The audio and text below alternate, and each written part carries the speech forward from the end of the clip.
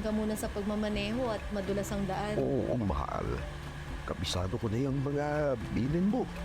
Dahan-dahan at didistansya sa mga kasabay na sasakyan. Hindi rin ako makikipagsapalaran sa baha. Tandaan mo, mahal buenas lang na malaki ang kita. Pero ang mahalaga ay yung ligtas ka. At ligtas ang mga pasahero.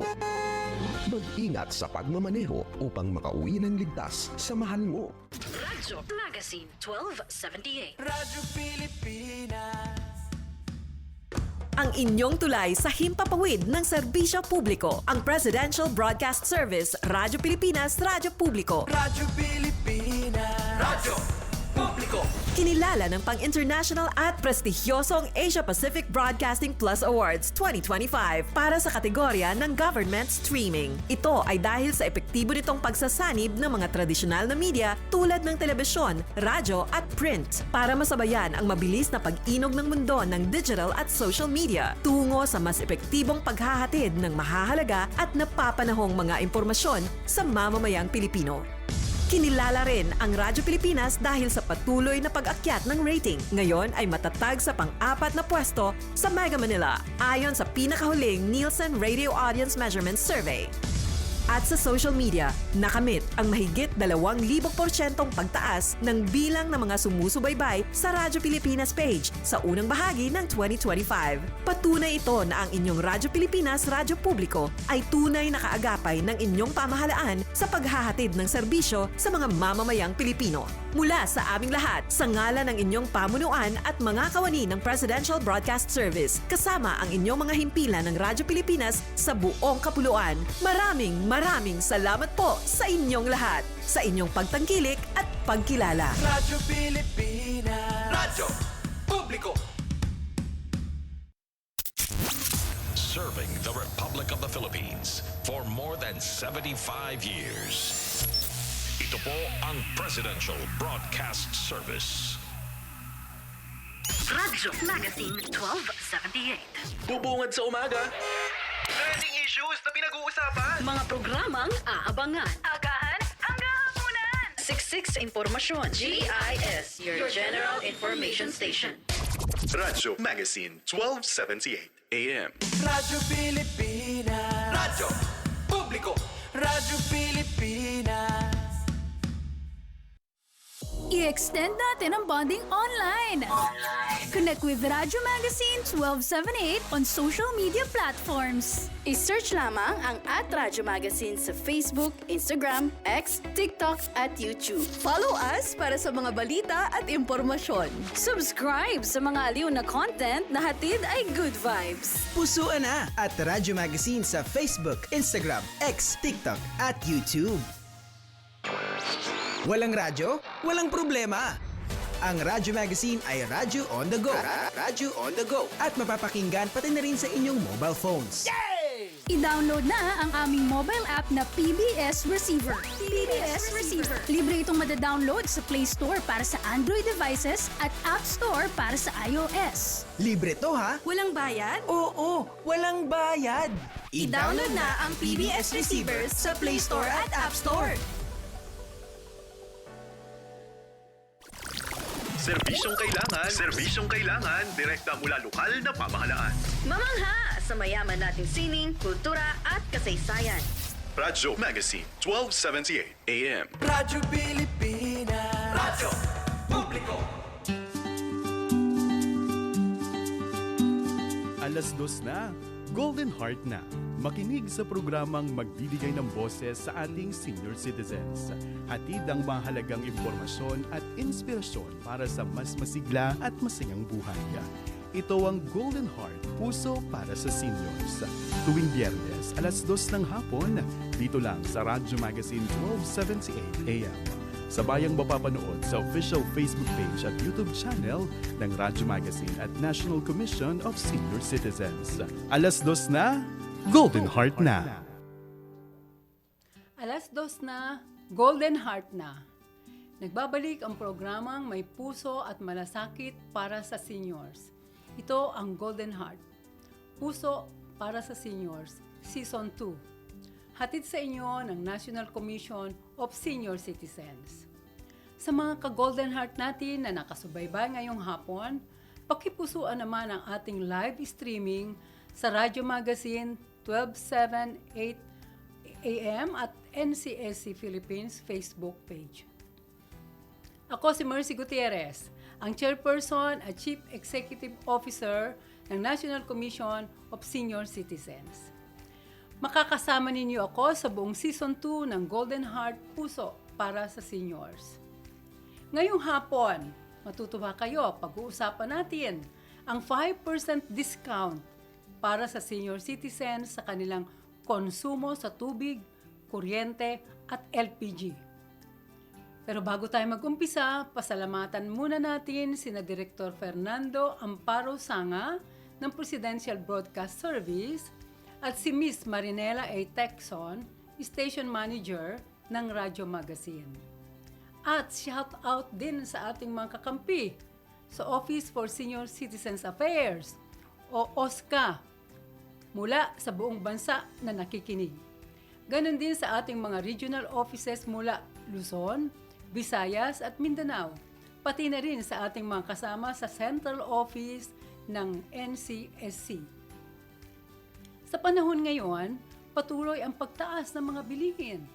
Kaya bawat matitipid at diskwento ay malaking tulong, lalo na para sa ating mga mahal na senior citizens.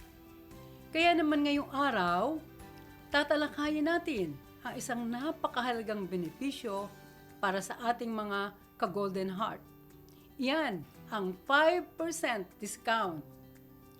Para bigyan tayo ng mahalagang impormasyon tungkol sa diskwento sa water bill, kasama natin ang isang espesyal na panauhin mula sa Metropolitan Water Works and Sewerage System Regulatory Office or MWSS tawag natin, na si Mr. Lee Robert Britannico.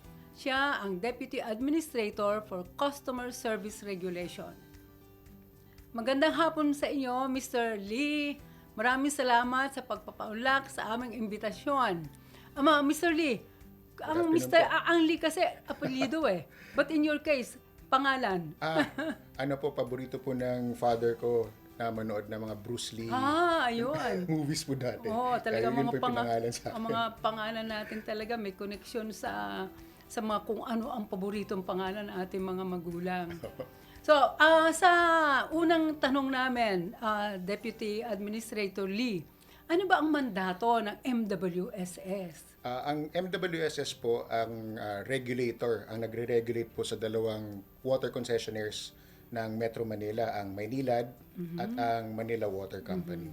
So, sila po ang nagpo-provide ng tubig para sa concession area, which is for Manila Water. Yun po ang east part of Metro Manila, kasama po ang portions of Rizal. Sa Maynila naman po is the western portion of Metro Manila and kasama po ang parts of Cavite.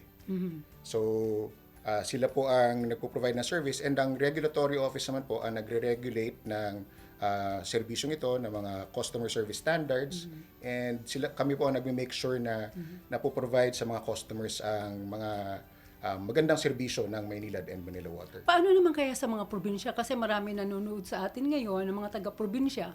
Ano naman kaya ang magiging discount nila sa mga nagpo-provide sila ng serbisyo sa kuryente sa kanilang mga lugar? Ang discount po na minandate po ng ating gobyerno ay alam ko po natatanggap noon po ng lahat ng mga customer. Sa probinsya nga lang po, ang nagre-regulate po sa mga water districts doon ay ang LUA, at ang NWRB. Opo. So for MWSSRO po, ito po ang Manila, parts of Cavite and parts of Rizal. Maaari nyo ba ipaliwanag kung ano ang 5% discount para sa ating mga senior citizens? Opo. Kung makikita nyo po sa inyong water bill, yung basic charge po ng ating water bill, yun po ang binibigyan po ng 5% na discount. Kung halimbawa na 2,000, yun yata, ano ba ang mga minimum na nagagamit nung, yun namang hindi masyadong, yung baga, between indigent and non-indigent? Bali, para po sa 5% discount, up to 30 cubic meters po ng konsumo ng tubig yung nabibigyan po ng discount. Sa mga how much yun? Sa 30 cubic meters po na around 1,200, 1,000 hanggang 1,400 po na bill. Mga nasa 50 pesos po yung worth ng discount po na nakukuha natin. Kung halimbawa po hindi man po ganun kalaki yung konsumo ng tubig like 10 cubic meters which is around 270 hanggang 300 pesos. Around 10 pesos po yung nakukuha nating discount from that basic charge. Tapos sa 20 cubic meters naman po, mga around 25 pesos po nakuha ang discount. At least kahit na maliit lang, malaking tulong pa rin sa atin yun. Kung buwan-buwan ba naman, merong discount na ganyan. Tama so, magaling na serbisyo ng ating pamahalaan para sa ating mga senior citizens. At ang tanong naman, paano maka-avail ng discount na yan? Kung halimbawa po ang account, ang water service connection ay nakapangalan po sa anak ng senior citizen, kailangan po itong ipa-transfer sa... Dapat ilipat, no? Ilipat po yung pangalan ng account. Palitan po yung account name to the senior citizen Saan po. pupunta, Deputy? Pupunta lang po sa malapit na tanggapan ng Maynilad o ng Manila Water. Ang kailangan lang pong dalhin ay yung water bill po, na yung recent water bill para po ma-identify yung account. At kailangan din po na dalhin yung senior citizen ID. So pagka na-validate na po yung information na to at nasiguradong dun po tira or sila yung nagmamanage po ng account na to ay yung senior citizen, i-activate na po yung discount. Ngayon po, may mga instances din naman po kasi na nangungupahan ang ating senior citizens. So wala sa pangalan nila? Wala po sa pangalan nila. So pagka ganito po, kailangan lang po, again, parehas lang po na kailangan ng senior citizen ID, most recent na water bill, certification galing sa barangay na talagang dun po nakatira ang ating senior citizen. At kung nangungupahan nga po, kailangan po ng authorization from the landlord. Na hindi na kaya kailangan ng lease contract? Kailangan din po yun kasama din po ng lease contract. Opo, para po makita na sila, pinapayagan po sila to do that transaction na magkaroon ng 5% discount. Deputy, madali na ba namang pa-transfer yung pangalan sa senior citizen? Kadalasan po, immediately naman pong na-activate po yun, nagagawa naman po yun. Basta po kumpleto yung requirements. And ang validity po ng ating discount na nakukuha para sa mga senior citizens is 1 year. Ngayon, kung before po matapos yung 1 year, ina-advise na rin po na before mag-expire yung discount, ina-advise po na mag-reapply or mag-submit po ulit ng requirements. Yun naman po ay para siguraduhin na talagang siya pa rin ang gumagamit ng account. Siya pa rin po yung nakakatanggap ng benepisyo na yun. Kaya yung sinasabi expiration, hanggang kailan yun, Deputy? 1 year po. 1 year po ang validity ng senior citizens discount.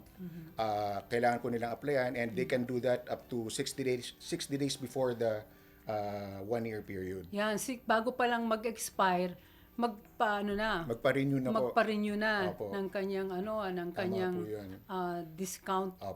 Wala naman discount card, no? Basta papakita lang ang bill noon. Ipapakita po yung bill at ganun pa rin po, ipipresent pa rin po yung senior citizen ID pagka nag-reapply po ng renewal of the senior citizen discount. At tapos kung halimbawa na dalawa ang senior citizen sa bahay, isa lang po ang pwede nating ma-apply. Opo. But you'd be happy to know na meron po ding special discount naman po para sa mga facilities like Home for the Aged or accredited by the DSWD. Sa ngayon po, ang amin pong napro-provide, so ang kailangan lang po is accredited facility ito na group home or center for senior citizens. So, kailangan lang po ng accreditation from DSWD.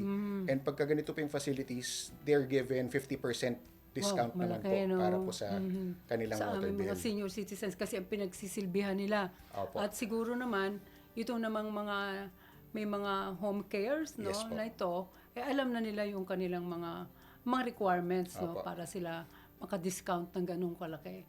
Ano ang nakikita nating dahilan kung bakit hindi maibigay sa mga older persons O senior citizens naman ang 5% discount?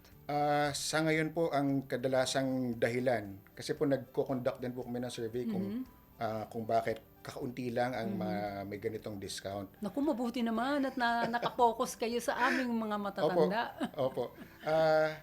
Ang kadalasang dahilan po na hindi sila nakaka-avail ng ganitong discount ay yung hassle po ng pag-apply. Yun. At saka, ang iba po sa kanila parang ang akala nila ay naka-apply na, so hindi rin po masyadong napapakialaman yung water bill.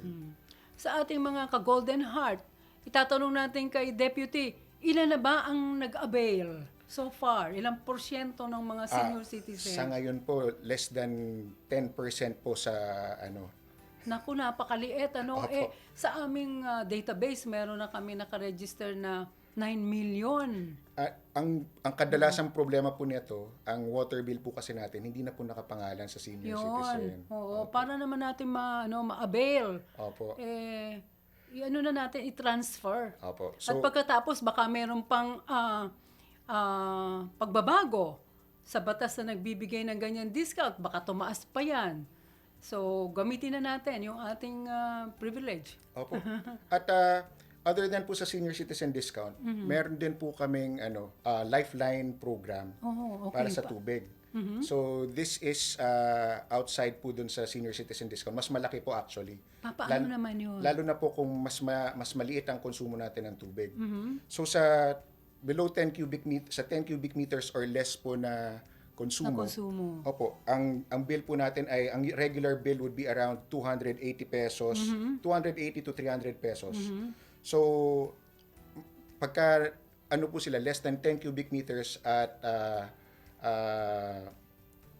nasa lifeline program po sila, it will be around 95 pesos po up to... Di mas malaki. Higit po sa kalahati ang diskwento. Siguro kasi ini-encourage na wag masyadong mag-aksaya ng tubig. Tama po. At iyon ay reward dahil sa konting konsumo nyo, mas malaki ang discount na ibibigay. Tama po. We really encourage the responsible use of water. And pagka po mas, ganun po kasi nakaset up ang ating tariff for water, the more you consume, mas mataas din po ang price na per cubic meter. So in this case po, pag less than 10 cubic meters, malaki na rin po, sobrang laki po na nakukuha nating discount, higit pa po sa 50%.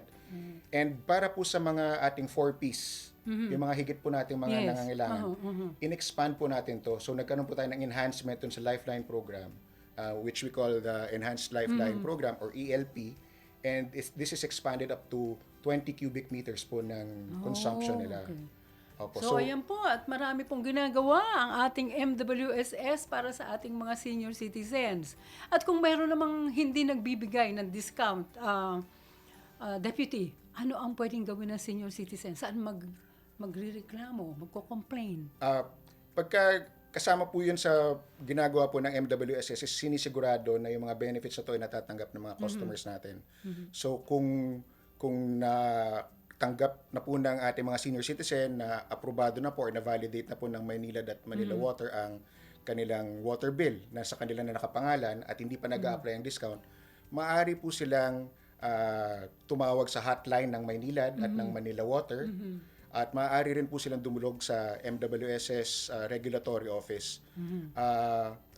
Ang hotline po ng Manila Water ay 1627 at ang sa Maynila naman po ay 1626. Yan, 1627 at 1626. Ang daling tandaan, magkasunod na numero lang.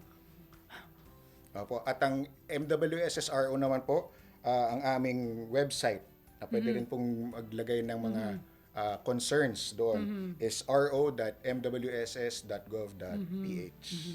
Pwede din po kayong magreklamo sa Facebook page ng National Commission for Senior Citizens. Ano naman na inyong mensahe sa ating mga kababayan na mga senior citizens at ano po ang maasahan nilang assistance mula sa MWSS? Makasisiguro po kayo na patuloy po namin babantayan ang inyong welfare at matatanggap din po ang mga kaukulang discount para po mas maganda rin po ang ating quality of life as senior citizens. Ako rin po, ang aking mother ay senior citizen na, nagbe-benefit siya.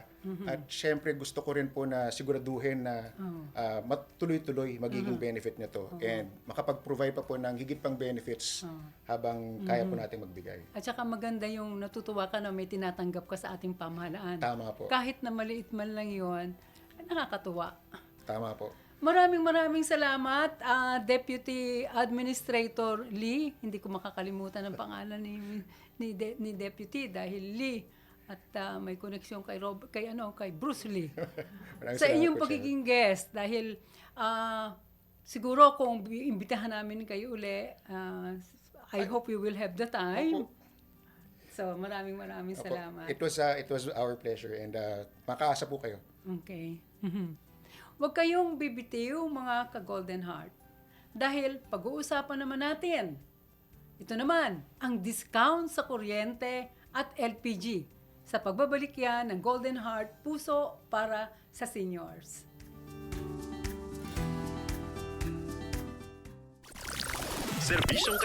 Serbisyong kailangan, direkta mula lokal na pamahalaan. Mamangha sa mayaman nating sining, kultura at kasaysayan.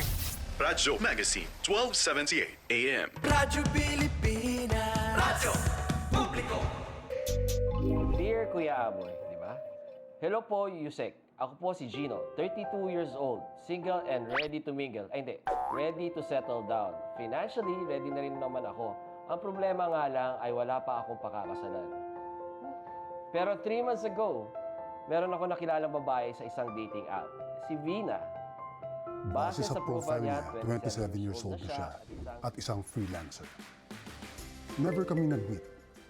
Pero kahit sa pictures ko lang siya nakita, alam ko, siya na ang the one. Kapag may gusto siyang kainin, papadeliver kagad ako. Nung nag-request siya na padalang ko siya ng budget para sa kanilang bakasyong magkakaibigan, nagpadala ako ng 10,000 dahil gusto kong mag-enjoy siya dahil pagod na daw siya sa pagtatrabaho. Pero ni isang beses, hindi man lang siya nag-update. After 1 week, hindi ko na nakakausap si Vina. Problemado pala siya at naghahanap ng trabaho para sa tuition fee ng kapatid niya. Nag-insist ako na tumulong. Hiningi ko ang bank details ng school para mabayaran ko ito. Pero nag-insist si Vina na sa kanya ko lang daw ito ipadala. Dahil may tiwala naman ako, nagpadala naman ako ng 25,000 pesos. Pero pagkatapos nun, hindi na ulit nagparamdam si Vina. Akala ko ghosted lang ako. Yun pala, hindi talaga siya nag-i-exist. Buti na lang, tumawag ako sa hotline ng CICC, kaya nakapag-report kagad ako. Ang bilis pala talaga umaksyon ng CICC. You're the best! Siyempre naman. So, ano ang lesson learned natin? Huwag magpapadala sa kwento-kwento dahil paraan lang ito ng mga scammer para makuha ang gusto nila. Tandaan, utang kang pairanin, bagong puso. Ikaw, meron ka rin bang kaparehas na karanasan? Magtulungan tayo. Send lang ito sa official Facebook ng CICC. Tandaan, 24/7 pa rin ang hotline 1326 ngayong 2026. Sabi lang po.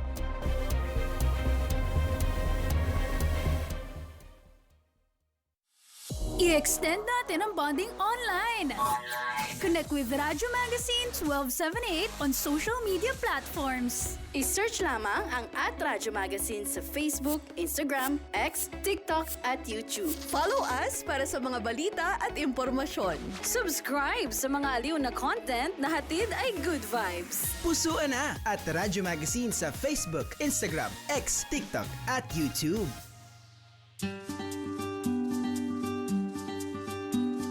Alas 2 na, Golden Heart na. Makinig sa programang magbibigay ng boses sa ating senior citizens. Hatid ang mahalagang impormasyon at inspirasyon para sa mas masigla at masayang buhay. Ito ang Golden Heart, puso para sa seniors. Tuwing Biyernes, alas 2 ng hapon, dito lang sa Radyo Magazine 1278 AM. Sabayang mapapanood sa official Facebook page at YouTube channel ng Radyo Magazine at National Commission of Senior Citizens. Alas 2 na, Golden Heart na. Para sa pagpapatuloy ng ating programa, pag-usapan naman po natin ngayon ang tungkol sa 5% discount sa kuryente. Kasama natin si Attorney Nancy Aurora Q. Fajardo. Siya po ang Executive Director ng Energy Regulatory Commission. Si Attorney Nancy, hindi pa siya senior citizen. But she is here to give us information kung ano ba ang makukuha natin discount. At Attorney Nancy, dahil bata ka pa, meron ka pang lola. Ay, wala na po. Pero meron pang senior citizens po ang mga magulang ko. Yeah, oo. And At in-laws. siguro, at makikinabang dito, ang parents ni Attorney Nancy, pati ako, ay gusto kong malaman kung ano yung sagot sa mga tanong natin kay Attorney Nancy. So, ang unang tanong, Attorney Nancy, ano ang mandato ng Energy Regulatory Commission tungkol sa pagbibigay ng 5% discount sa kuryente? Kanina tubig, ngayon kuryente para sa ating mga senior citizens. Ang Energy Regulatory Commission po ay ang nagre-regulate ng energy industry sa ating bansa. So, nagtatakda ng singil ng kuryente, nag-i-issue ng mga permits at licenses sa mga generation plants. Pero isa po sa pangunahing mandato ng ERC ang isulong at pangalagaan ang interes ng mga consumers. Kasama po dito ang ating mga senior citizens.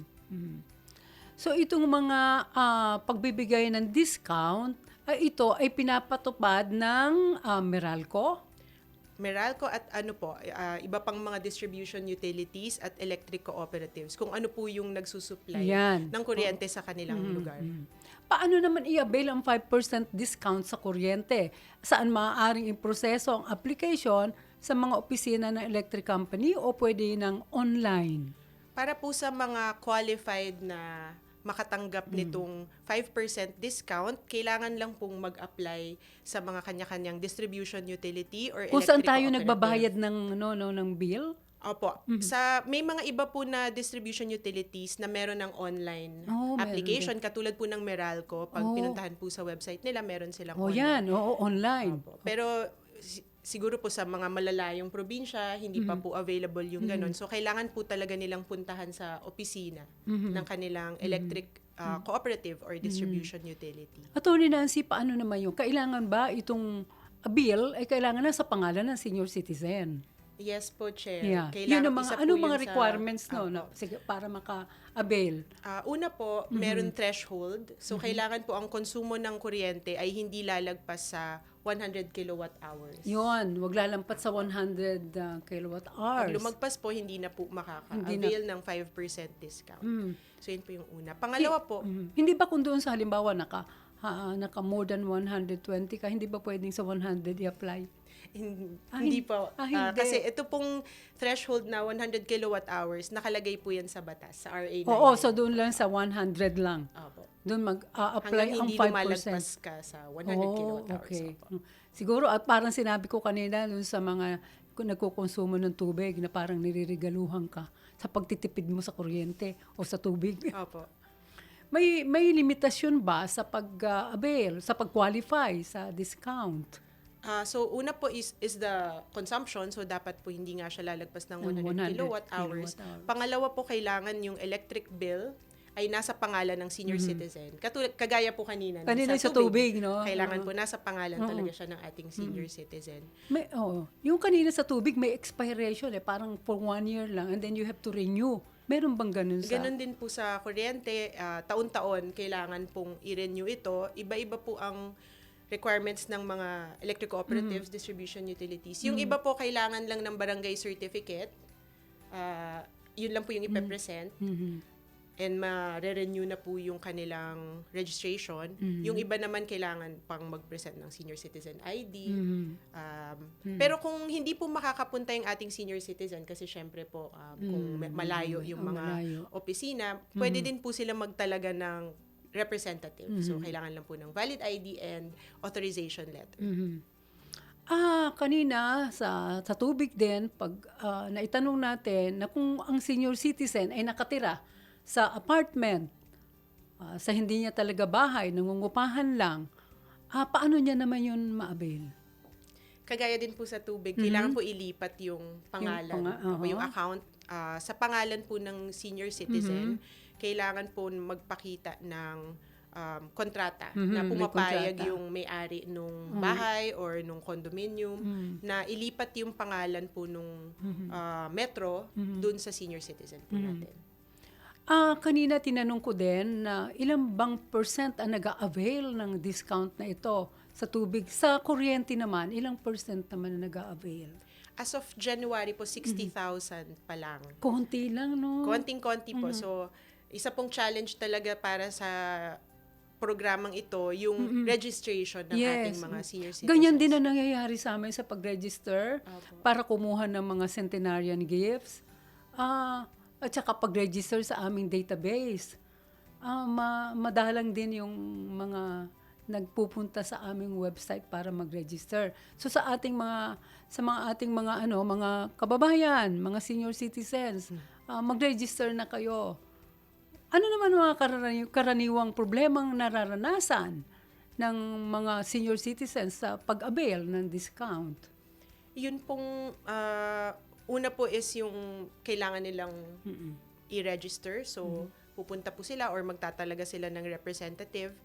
And then, yung na-discuss din natin kanina na minsan wala sa pangalan nila. Yun, ano. And then, isa pa po na nire-raise na issue ay yung threshold na masyado na daw pong mababa yung 100 kilowatt hours. Pero yun po ay nasa batas, although nung 2010 pa po yun. So, siguro... Meron kayong pag-asang mataas? Meron pong pending bills ngayon sa Yun. Kongreso na pinapanukala po ng ating mga congressmen na itaas yung threshold to 15% yung discount. Itaas po yung discount to 15%. So malaking itaas din po yung threshold. malaking increase, no? From 5 to 15%. Malaki na ang tipid. Dahil kanina dun sa tubig, mga about 50 pesos ang nadi-discount. Sa ngayon, yung 5%, mga how much yun? Nasa ganun din po, 50 mga to 60 din. pesos. Oo, kung meron for kang 100 discount sa tubig na 50, meron ka pang discount na 50 sa kuryente, at least may 100 a month ka. So magandang ganding pala sa ating mga senior citizens. Ano ba ang mga ginagawa ngayon ng ERC para naman makatulong sa pag-promote ng mga rights, mga pribilehyo ng ating mga senior citizens? Umiikot po yung ERC sa iba't ibang parte ng bansa. Luzon, Visayas, Mindanao, meron po kaming information campaign. Iniimbita din po namin, partner po namin yung mga OSCA. Nag-request po kami ng resource person mula sa mga OSCA dun sa lugar. May imbitahan na din kami, Atty. Nancy. Opo. Imbitahan po namin kayo na sumama sa mga susunod. Or kami rin po, imbitahan niyo po kami. Yes, meron kaya po dito ngayon ang naka-organize ating ERC activities. Doon po pinapaliwanag sa ating mga senior citizens kung ano po yung programa na ito, ano yung mga requirements, paano po sila makaka-avail. Iniimbitahan din po namin doon yung mga distribution utility or electric cooperatives para po mas mapadali yung registration process para sa ating mga senior citizens. Sa tingin ko, marami kasing hindi lang nakakaalam, ano? At saka ang iba, busy din or natatamad na magpunta para magparehistro. Pero sayang po, ano po ang hotline? Number o customer service na maaaring tawagan para sa mga reklamo o katanungan tungkol sa discount? Pwede pong mag-email sa ERC, consumer@erc.ph. Meron din pong hotline na naka-flash sa ating screen. At ang aming opisina po ay nasa Ortigas. So, pwede rin pong pumunta doon ng ating mga senior citizens. Or kung meron pong makarating sa inyo po sa komisyon, pwede nyo rin pong i-refer sa ERC. At saka kung merong mga hindi binibigyan ng discount, pwedeng mag-complain o mag-file ng kanilang yung nangyari sa kanila sa ERC. Pwede din, Atty. Nancy? Yes po. Directly magreklamo, magbigay ng reklamo. May isa po kaming dedicated na opisina, which is the Consumer Affairs Service. So, doon po fina-file kung kunyari meron silang reklamo tungkol sa singil, yung tingin po nila hindi tama yung singil ng kuryente sa kanila para sa buwan na yon, sa metro, mga gano'n po. Doon po yun sa aming Consumer Affairs Service. Yung kanina po na consumer@erc.ph. Kung halimbawa na meron akong bahay sa Manila, tapos umuwi ako sa probinsya dahil doon ako nagbabakasyon o may bahay din ako doon, Yung bang nakapag-diskwento na ako sa Manila, pwede pa ba ako mag-diskwento sa probinsya? Hindi na po. Kailangan po na kung saan talagang nakatira yung senior citizen. Isa po sa mga requirements ay yung barangay certificate na ini-issue po ng barangay na talagang doon nakatira sa lugar na yon or sa barangay nila yung senior citizen. And kung hindi po yun makukuha ng ating senior citizen, pwede din pong affidavit ng 2 tao na hindi niya kamag-anak. So, kailangan po may magsa-certify na doon siya talaga nakatira sa lugar po na yun. Sa probinsya, dito kasi sa Maynila, madaling masabi, Meralco, at saka ano pa ba yung mga... Meralco lang no? Meralco lang talaga. Pagdating sa probinsya, palagay parang sa tingin ko, sa bawat probinsya, parang mga 1 o 2 lang ang pinupuntahan natin para magbayad ng ating bill sa kuryente. Ito, ano ba ang tawag dito sa mga parang Meralco sa probinsya? Meron pong iba. Kung pribado po, private distribution utilities, meron din naman po tayong mga electric cooperatives. Yun ang lagi ko nadidinig O doon sa Bataan na nadidinig ko, merong Penelco. Yung mga ganon. Laging may cooperative. Attorney Nancy, ano ang mensahe ng ahensya ng ERC para sa mga senior citizens tungkol sa deserve nilang discount? Patuloy pong sinusuportahan ng ERC ang pag-implementa nitong mga ganitong programa na buti po para sa kapakanan ng ating mga senior citizens dahil ito po ay pagkilala sa mga naging contribution din ng ating mga senior citizens nung mga panahong aktibo pa sila na nagko-contribute din sa ating lipunan. So, medyo mababa pa po yung registration natin. Mag-register po tayo. Punta po kayo sa inyong distribution para ngayon utility. pa lang, may registered na sila. Kung tumaas man sa 15%, kaagad, ma-avail mas ma-avail na kaagad. I-follow din po ninyo yung aming Facebook page, Energy Regulatory Commission, kasi nagpapalabas din po kami doon ng mga infographics, yung para mas madali po maintindihan yung mga programa ng ERC. Tsaka para po kung may mga information campaign po kami sa lugar ninyo, makasama din po kayo. At saka yan ang mga tunay na website. Huwag po kayong maniniwala sa mga iba-iba na baka sinasabi 50% discount na, pero mga fake news naman po yon.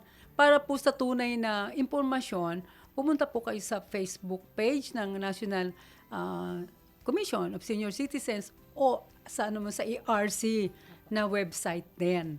Maraming salamat, Attorney Nancy Aurora Fajardo, ang Executive Director ng Energy Regulatory Commission, na inaasahan namin na maiimbita natin muli para magbigay linaw tungkol dito sa discount sa ating mga senior citizens. Thank you po, ma'am, din sa pagkakataon na maipaliwanag namin yung programa. Bukod sa 5% discount sa kuryente at tubig, ang mga senior citizens ay may karapatan din sa diskwento sa pagbili ng LPG o liquefied petroleum gas. Yan ang ginagamit natin sa ating pagluluto.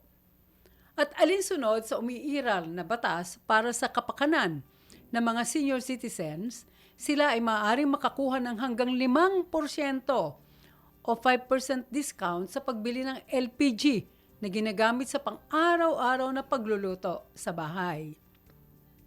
Gayunpaman, nilinaw ng Department of Energy o DOE na hindi lahat ng tindahang nagbebenta ng LPG ay otorisadong magbigay ng discount.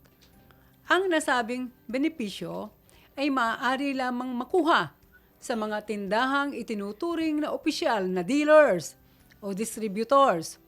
Ang klasipikasyong ito ay nakabatay sa pagkakaroon ng valid license to operate o LTO na inisyu ng DOE sa mga lehitimong negosyante.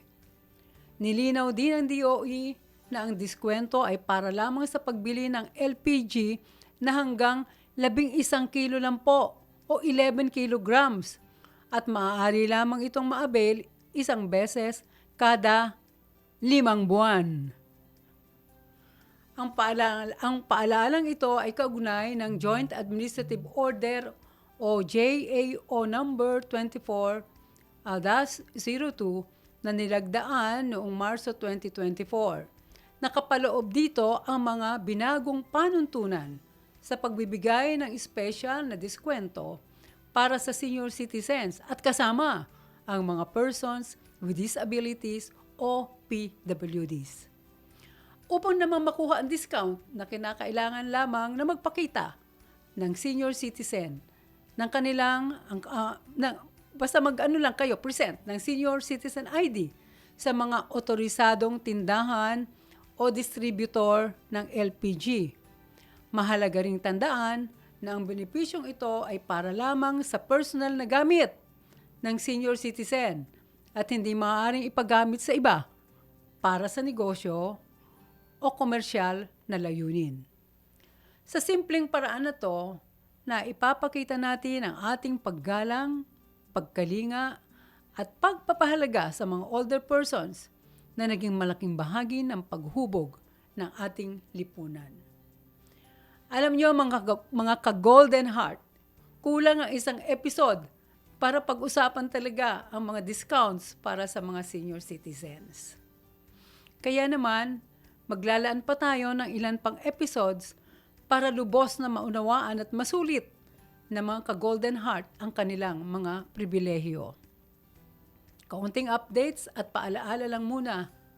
Tayo, mga ka-Golden Heart, nais lamang po naming linawin na walang ibinibigay na ATM card ang NCSC para sa mga senior citizens upang magamit sa pagkuha ng anumang ayuda, regalo o pensyon. Walang inilalabas na anumang bank card ang NCSC at hindi rin totoo na sisimulan ito sa pamamagitan ng pilot bank transfer. Nililinaw namin na ang bank transfer na sinisimulang isagawa sa mga piling rehiyon ay isa lamang opsyon ng mga senior citizens para makuha ang kanilang 10,000 o 100,000 cash gift sa ilalim ng Expanded Centenarians Act. Layo ng bank transfer system na ito na mapabilis ang pag-claim ng mga regalo para sa mga tumutungtong sa kanilang milestone ages na 80, 85, 90, 95 at 100.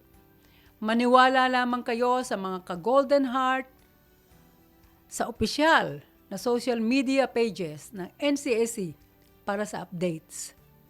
At direkta makipag-unayan sa opisina ng komisyon kung may katanungan kayo tungkol sa mga programa ng pamahalaan.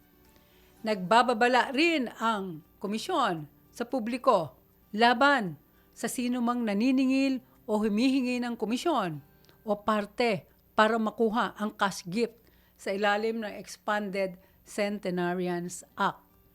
Ang 10,000 cash gift na atin pong ipinamamahagi ay buong halaga na natatanggap ng mga qualified senior citizens grantee. Anumang uri ng solicitation o pagbabawas sa cash gift ay illegal at mahigpit na ipinagbabawal.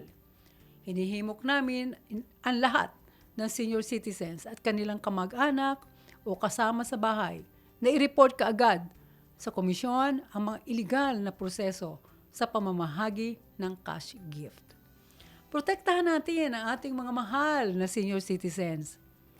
Wala dapat bawas, kundi kumpleto at patas ang bawat benepisyo, regalo at pribilehyo.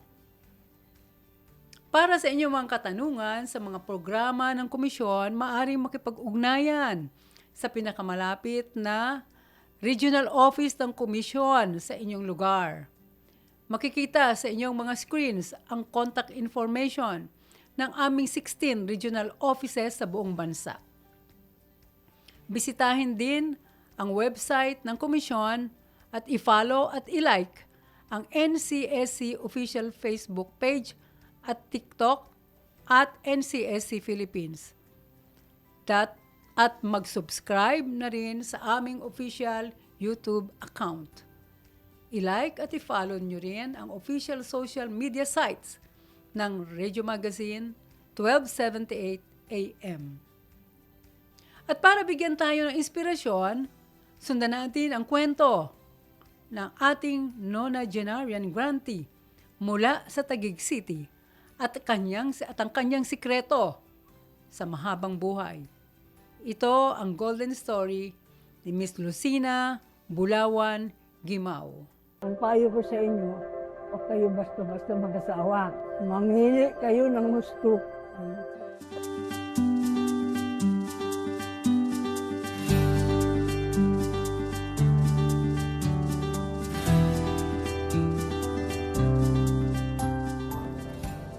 Ay, Lucina Bulawan, 92. Tumungin ni Isabel.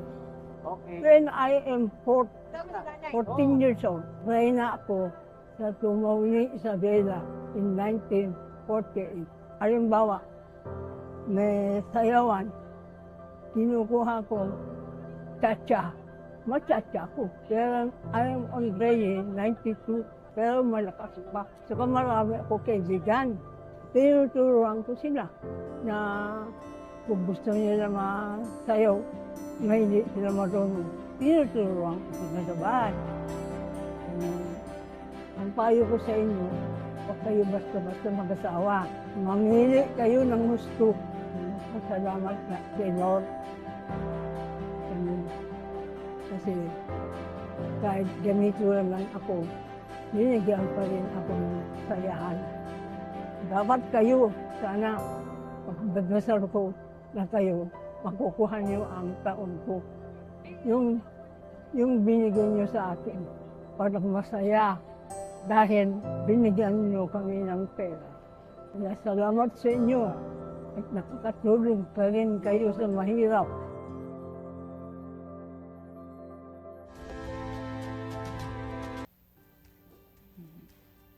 At iyan po ang ating nabigyan ng grant under sa ating Expanded Centenarians Act na si Miss Lucina Bulawan Gimao.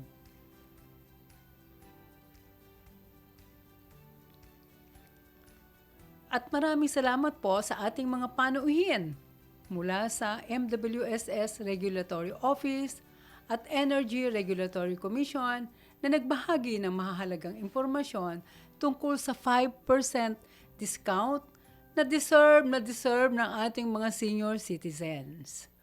And of course, maraming salamat din sa mga ka-Golden Heart na tumutok sa atin ngayong hapon. Nawa ay naging maliwanag sa ating mga tagapakinig ang mga proseso, benepisyo at mga dapat gawin para lubos po nating mapakinabangan ang serbisyo ng pamahalaan. Huwag po nating kalimutang ipalaganap ang impormasyong ito sa ating mga magulang, lolo't lola, at mga kapitbahay na kapwa ka-Golden Heart natin. Hangad din po namin patuloy kayong magsubaybay dito sa aming programa para sa iba pang usaping mahalaga sa ating komunidad. Magkwentuhan at samahan niyo muli kami sa Golden Heart, Puso para sa Seniors, dito lang sa Radyo Magazine every Friday, alas 2 hanggang alas 3 ng hapon. Ito po ang inyong lingkod, Mercy Gutierrez, ang Chairperson at Chief Executive Officer ng National Commission of Senior Citizens. Nagpapaalaala na sa tamang impormasyon, lahat ng mga older persons ay may boses at karapatan. Magandang araw po, mga ka-Golden Heart.